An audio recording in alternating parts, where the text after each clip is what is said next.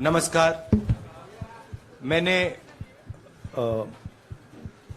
आप सब से काफी बार बोला है कि हिंदुस्तान में लोकतंत्र पर आक्रमण हो रहा है और इसका हमको हर रोज नए नए उदाहरण मिल रहे हैं।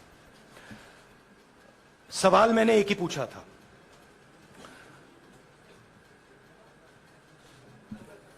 फाउंडेशन पे जाता हूं, अदानी जी की शेल कंपनीज हैं, अदानी जी की शेल कंपनीज हैं, उसमें 20,000 करोड़ रुपया किसी ने इन्वेस्ट किया। अदानी जी का पैसा नहीं है, का पैसा नहीं है। अदानी जी का इंफ्रास्ट्रक्चर बिजनेस है, पैसा किसी और का है। सवाल यह है, ये जो 20,000 करोड़ रुपए हैं, ये किसके हैं? यह सवाल मैंने पूछा। मैंने पार्लियामेंट हाउस में प्रूफ देके, जो मीडिया रिपोर्ट से मैंने निकाला, अदानी जी और नरेंद्र मोदी जी के रिश्ते के बारे में डिटेल में बोला। रिश्ता नया नहीं है, रिश्ता पुराना है। जब नरेंद्र मोदी जी गुजरात के सीएम बने थे, तब से रिश्ता है और उसके बहुत सारे पब्लिक प्रूफ्स हैं। हवाई जहाज में मैंने फोटो दिखाई, नरेंद्र मोदी जी बड़े कंफर्ट में बैठे हुए थे अपने दोस्त, अपने मित्र के साथ। पार्लियामेंट में मैंने दिखाई। यह सवाल मैंने पूछा। फिर मेरी स्पीच को एक्सपंज किया गया।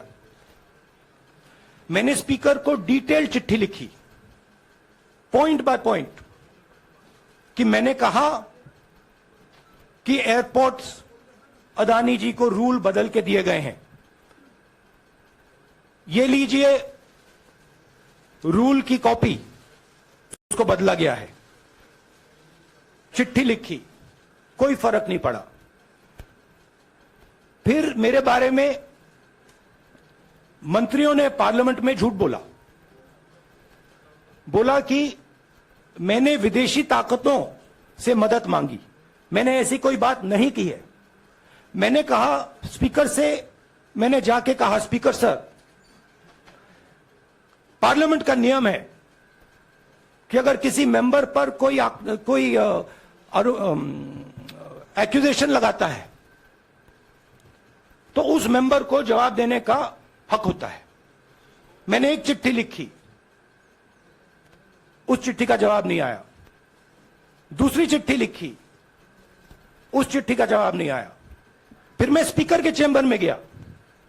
मैंने स्पीकर सर से कहा, स्पीकर सर, ये कानून है, ये रूल है, इन्होंने झूठा आरोप लगाया है, मुझे आप बोलने क्यों नहीं दे रहे हैं? स्पीकर सर मुस्कुराते हैं, कहते मैं नहीं कर सकता।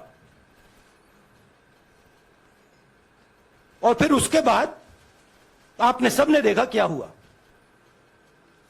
सवाल पूछना मैं बंद नहीं करूंगा। नरेंद्र मोदी जी का अदानी के साथ क्या रिश्ता है और 20,000 करोड़ रुपए किसके हैं, मैं पूछता जाऊंगा। मुझे कोई डर नहीं लगता इन लोगों से। और अगर ये सोचें कि मुझे डिस्क्वालीफाई करके, धमका के, जेल में डाल के मुझे बंद कर सकते, नहीं, मेरी वो हिस्ट्री नहीं है। मैं हिंदुस्तान के लोकतंत्र के लिए लड़ रहा हूं और मैं हिंदुस्तान के लोकतंत्र के लिए लड़ता रहूंगा। किसी चीज से नहीं डरता हूं, यह सच्चाई है। अब आप सवाल पूछिए। एक एक करके प्लीज। हाँ मोहित, I'll say it in English also. Sorry. I'll say it in English also. The question begins few weeks back in Parliament, where I asked the Prime Minister a very specific set of questions. Question number one, 20,000 crore rupees or $3 billion are in shell companies owned by Mr. Adani. Mr. Adani could not have generated this money. He's an infrastructure business. Where did this money come from? Whose money is it? That was the first question. Whose shell companies are there? These companies are working in the defense field. Why does nobody know whose money this is? There is a Chinese national involved in this. Why is nobody asking the question, who is this Chinese national? That was the first question. Second question was, set of questions with proof. Were, what is the Prime Minister's relationship with Mr. Adani? I showed a picture of the Prime Minister and Mr. Adani's plane relaxing. I gave documentation about the defense industry, about the airports, about statements made in Sri Lanka, about statements made in Bangladesh, pictures of Mr. Narendra Modi sitting with the State Bank chairman in Australia. And I put this proof on the table. Immediately after that, the BJP started its work. My speech was expunged. I wrote a letter to the Speaker with a detailed explanation on the defense industry, on the airports, with press clippings, supporting documents, legal documents, and said, this is the supporting foundation of my speech. I have not made this speech, I have not invented this. This is detailed research, here it is. Nothing happened. Nothing was revoked. My speech today is not part of the record of Parliament. The same, by the way, was done with Mr. Kharge. After that, BJP ministers lied about me in Parliament. They made the statement to distract from the Adani issue. The whole game, disqualification, and all these statements are to distract from the central question, whose money is it? 20,000 crores, whose is it? Kiska hai ye? That's the main question. The whole thing is to distract. So, they said that I've asked foreign forces to help India. Most ridiculous statement. I have never made such a statement. You can look at all the conversations I had in the United Kingdom. Not one such statement was made. In fact, I said this is India's problem. India has to resolve this problem, right? A minister lies on the floor of the House. I wrote to the Speaker and I said, Speaker, sir, it is my right as a member of Parliament, when somebody makes an accusation, to state my position. Please let me state my position. The first letter is not answered. I then write a second letter with more details, saying the names and what was said. Still no answer. I then go to the Speaker's chamber and I say, Speaker, sir, what is going on? We live in a democracy. You are the defender of that democracy. Why are you not letting me make my statement? The Speaker smiles and says, I cannot do that. Come and have a cup of tea with me. Right? So this is the whole drama that is being orchestrated to defend the Prime Minister from the simple question, whose 20,000 crore rupees, whose $3 billion went to Mr. Adani shell companies? हाँ जी मोहित, एक minute, सबको मौका मिलेगा। राहुल जी, मोहित दुबे हूं मैं। मेरा सवाल ये है कि आप शहीदों, By the way, sorry, I just need to finish that. I left out a part. Look, I am here defending the democratic voice of the Indian people. I will continue to do that.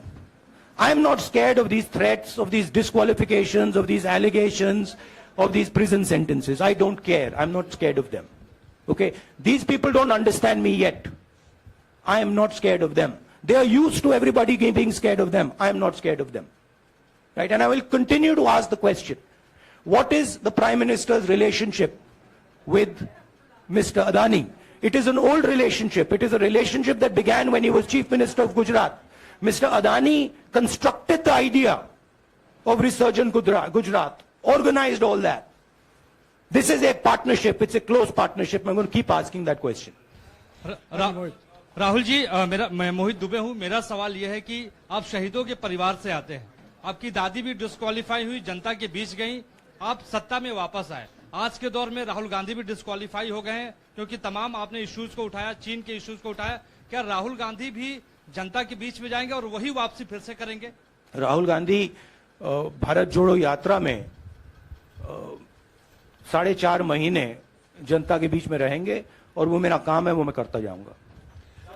हाँ जी, अनवर। आज के हिंदुस्तान में जो पहले राजनीतिक पार्टियों को support मिलती थी, मीडिया से मिलती थी, बाकी इंस्टीट्यूशन से मिलती थी, वो नहीं मिलती है। तो ऑपोजिशन की पार्टीज को एक ही रास्ता है, जनता के बीच में जाने का। हाँ जी, अनवर। सर, भारतीय जनता पार्टी ने आप पर ओबीसी समुदाय के अपमान का आरोप लगाया है। इस पर आप क्या जवाब देना चाहेंगे भारतीय जनता पार्टी को? मैं पिछले भारत जोड़ो यात्रा में, आप मेरी कोई भी स्पीच देख लीजिए, मैं वहां कह रहा हूं सब समाज एक हैं, सबको एक साथ चलना चाहिए, भाईचारा होना चाहिए, नफरत नहीं होनी चाहिए, हिंसा नहीं होनी चाहिए। तो मेरी पोजीशन बिल्कुल क्लियर है। ये ओबीसी का मामला नहीं है, ये नरेंद्र मोदी जी और अदानी जी के रिश्ते का मामला है। 20,000 करोड़ रुपए जो अदानी जी को पता नहीं कहां से मिले, उसके बारे में मैं सवाल पूछ रहा हूं और उसका जवाब चाहिए। बीजेपी ध्यान को भड़काने की कोशिश करती है, कभी ओबीसी की बात करेगी, कभी विदेश की बात करेगी, कभी कुछ और बात करेगी, कभी डिस्क्वालिफिकेशन की बात करेगी, मगर सवाल यही है 20,000 करोड़ रुपए, $3 बिलियन किसका था? संजय मिश्रा। और वो अदानी का पैसा नहीं हो सकता। संजय मिश्रा।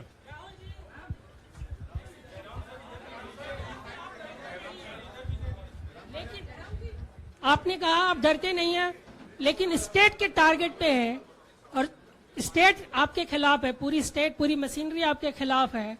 ऐसे में आपके सामने चैलेंजेस बहुत बड़ा है, तो रास्ता क्या है, रणनीति क्या है? देखिए भैया, चाहे स्टेट हो, चाहे कुछ भी हो, मैं सच्चाई को देखता हूं। मुझे और किसी चीज में इंटरेस्ट नहीं है,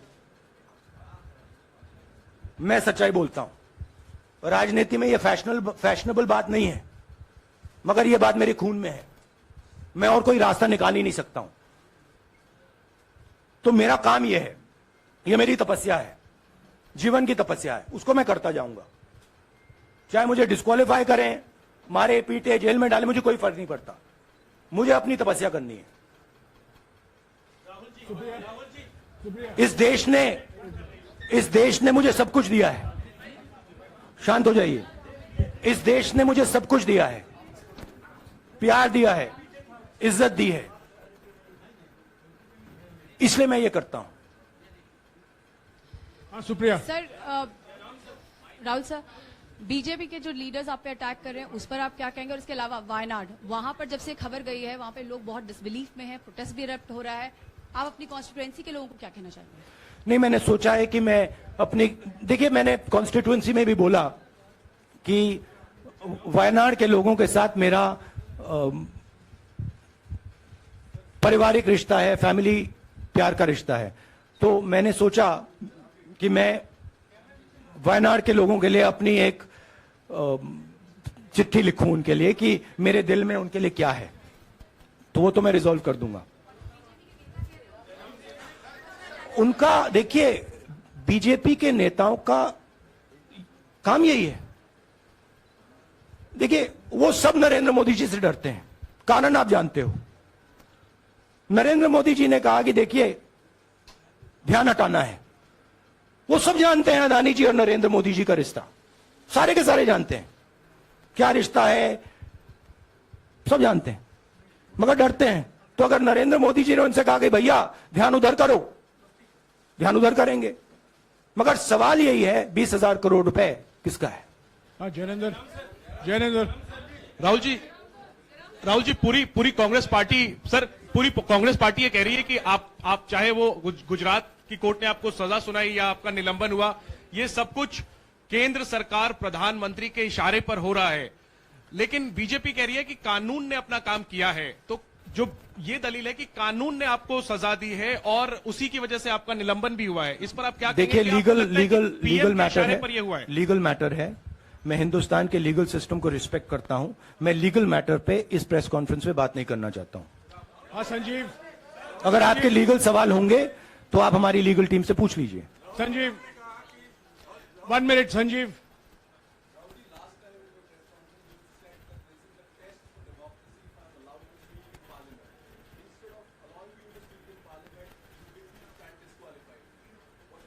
No, look, please understand why I have been disqualified. I've been disqualified because the Prime Minister is scared of my next speech. He's scared of the next speech that is going to come on Adani, right? I've seen it in his eyes. So he's terrified of the next speech that is going to come, and they don't want that speech to be in Parliament. That's the issue. That is why, first the distraction, now the disqualification. Please don't be confused about this matter. There is a deep relationship between Narendra Modi ji and Mr. Adani. There is a question. 20,000 crore rupees have suddenly arrived in Mr. Adani's shell companies. Where has this money come from? Whose money is it? It is, some of these companies are defense companies. Why is the defense ministry not asking this question? Why is the defense ministry not asking the question? But please explain to us, whose money is this that is being spent on our drone development, that is being spent on our missile development, that is being spent on our ordnance production? Why is the defense ministry not asking this question? हाँ मंजरी, मंजरी please, एक minute मंजरी। सदस्यता की रद्द हुई तो उसके बाद बहुत सारे ऐसे विपक्षी दल जो अभी तक कांग्रेस से दूरी बना के चलते थे वो भी आपके समर्थन में आए। तो आपको क्या लगता है अब वो समय आ गया है जब सारे विपक्ष को एकजुट हो जाना चाहिए? मैं उन सब विपक्षी दलों का धन्यवाद करता हूं कि उन्होंने इस बात में हमारी सपोर्ट की और हम सब मिलके काम करेंगे। रंजीता, जिस बयान को लेकर आपको ये सजा सुनाई गई है, क्या आपको लगता है, आपको अफसोस है उस बयान को लेकर? क्या कहेंगे उस बयान पर? अब देखिए, अब ये लीगल डिस्कशन है, उस पे मैं टिप्पणी नहीं करना चाहता हूं क्योंकि ये कोर्ट में मामला है। मगर मैं जो भी सवाल उठाता हूं वो सोच समझ के उठाता हूं। हाँ जी नीरज। राहुल जी अभी कुछ ही दिन पहले लक्षद्वीप के सांसद मोहम्मद फैजल की सदस्यता गई थी और बाद में हाईकोर्ट ने स्टे कर दिया था। अभी उनकी मेंबरशिप रीइंस्टेट नहीं हुई है। देखिए, तो सुन लीजिए। हाँ। राहुल जी सुन लीजिए, अभी उनकी सदस्यता रीइंस्टेट नहीं है, लेकिन चुनाव आयोग ने चुनाव की घोषणा करने के बाद उसे रोक दिया था। अगर ऊपरी अदालत से आपको स्टे मिलता है तो आपको उम्मीद है कि लोकसभा स्पीकर भी आपकी सदस्यता को बहाल कर देंगे? मुझे उम्मीद में कोई इंटरेस्ट ही नहीं है। चाहे मुझे सदस्यता मिले ना मिले, मैं अपना काम करूंगा। अगर ये मुझे परमानेंटली डिस्क्वालीफाई कर दें तो भी मैं अपना काम करूंगा। अगर मुझे रीइंस्टेट कर दें तो भी मैं अपना काम करूंगा। मुझे कोई फर्क नहीं पड़ता मैं पार्लियामेंट के अंदर हूं या बाहर हूं, कहां हूं। मैंने आपसे कहा मुझे अपनी तपस्या करनी है, मैं उसको करके दिखाऊंगा। आपके लिए नहीं, अपने लिए। रवि एक मिनट रमन, हाँ। एक मिनट रमन।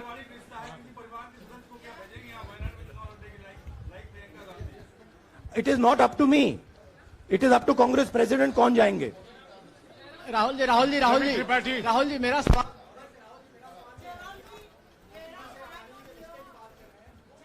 आपके यहाँ बैठे हैं। हाँ। दोनों मुख्यमंत्रियों का भी अडानी जी से रिश्ता है, उनके साथ लेन देन का मामला, उसका कहा जाए धंधे का मामला है।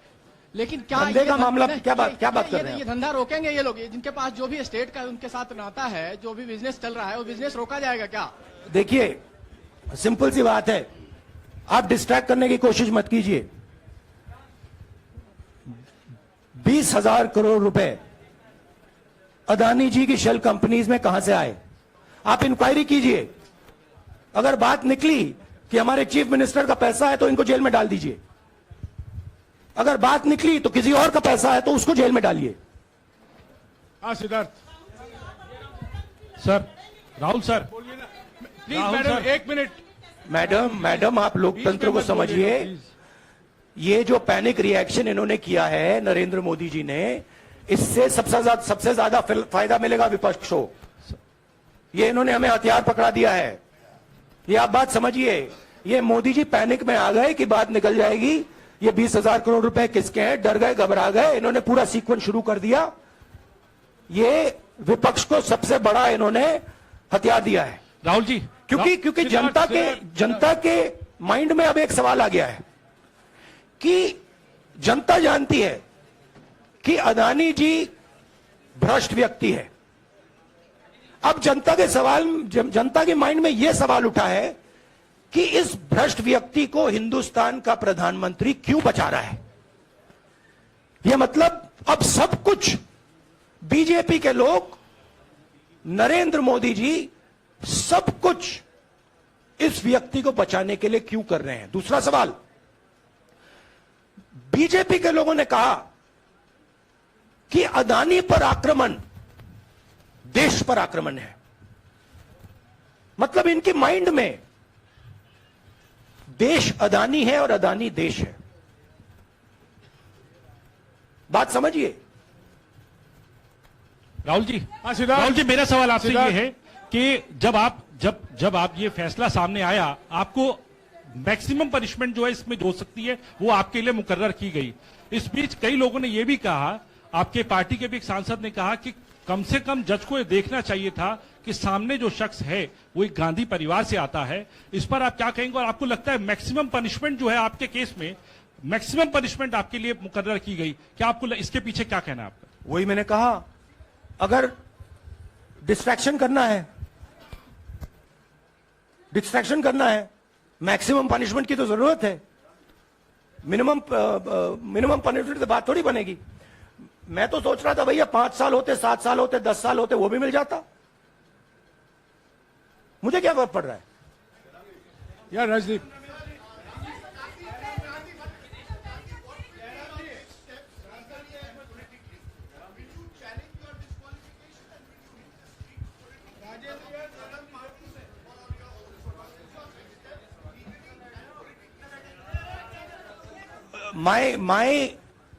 I have only one step, and that step is to fight for the truth in this country and to defend the democratic nature of this country that is under. Please let me finish, Rajdeep, unless you want to answer it for me.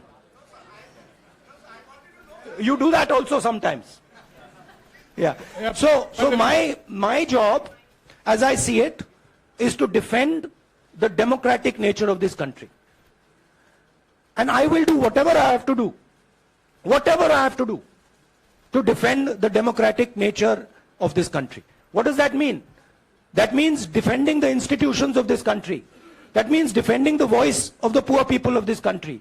That means telling the people of this country the truth about people like Mr. Adani, who are basically exploiting the relationship they have with the Prime Minister. yeah, Pallavi, please 1 second, let's go. Look, see, these are legal matters. It makes me no difference. I told them, it makes me no difference if I'm disqualified, not qualified, whatever. It makes me no difference. Disqualify me for life. Put me inside jail. I will keep going. I will not stop. Mr. Gandhi, Yeah, Mr. Pallavi. Gandhi, 2 things here. One, are you worried or apprehensive about the political relevance of, say, the opposition and the Congress Do I look party worried to post? you? One. Second, Do I look worried to you? I'm excited. I'm happy that these people have given me the best gift they could give me. and second, Mr. Gandhi, is that BJP's reaction since yesterday is that if you hadn't torn the ordinance then perhaps you wouldn't be facing the law today. Your response to that? My response to that is that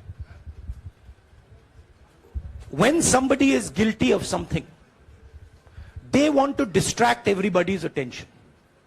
Right? If you catch a thief, the first thing he says is, I didn't do it. The second thing he says, look there, look there, look there, look there. Right? That's what the BJP is doing. We have caught 20,000 crore rupees entering Mr. Adani's companies. Nobody knows whose money that is. That money cannot be Mr. Adani's money. He does not generate this type of money. So that money has come from someone. All this, OBC, disqualification, anti-national, all this is to distract from the panic that the Prime Minister is feeling.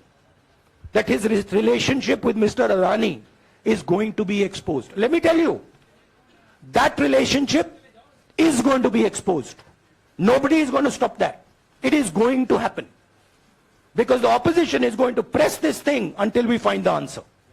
हाँ रवि सिसोदिया जी को दे दो। राहुल जी जो judgement आया उसको लेकर BJP ने उसको किया है कि आपने ओबीसी का अपमान किया, पूरे देश में प्रेस कॉन्फ्रेंस करने की तैयारी कर रहे हैं कि आपने ओबीसी का अपमान किया था। भैया देखिए, पहला आपका अटेम्प्ट वहां से आया, दूसरा आपका अटेम्प्ट यहां से आया, तीसरा आपका अटेम्प्ट यहां से आया। आप इतनी डायरेक्टली बीजेपी के लिए क्यों काम कर रहे हो? थोड़ी डिस्कशन से करो यार, थोड़ा घूम घाम के पूछो। क्या आपको ऑर्डर दिया है क्या? देखो मुस्कुरा रहे हैं। घूम घाम मैं आपको उदाहरण देता हूं, आप थोड़ा घूम घाम के निकाल नुकुल के बोलो। देखो ऐसे बोलो पहले, राहुल जी, हाँ तो please if you want to work for the BJP, then bring a BJP flag symbol here and put it on your chest. Then I'll answer you the same way I answer them. Don't pretend to be a pressman. Vikrant,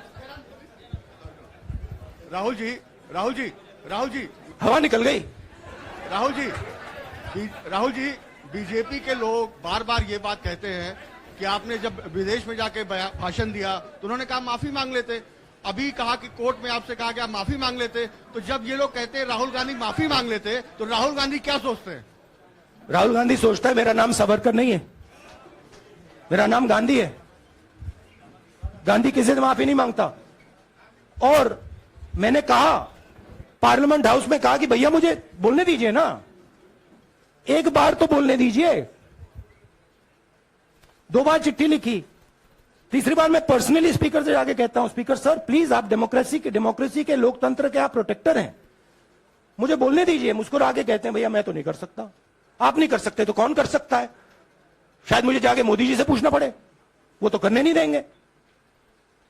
तो मेरा जो point है, इस देश में लोकतंत्र खत्म हो गया है। इस देश के लोग जो इनके दिल में है, हमारे दिल में है, बोल नहीं सकते हैं। इस देश के इंस्टीट्यूशंस पर आक्रमण हो रहा है।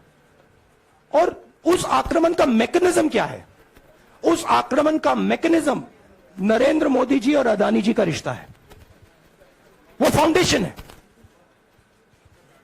मैं नरेंद्र मोदी जी पर सवाल नहीं पूछ रहा हूं, मैं अदानी जी पर सवाल पूछ रहा हूं।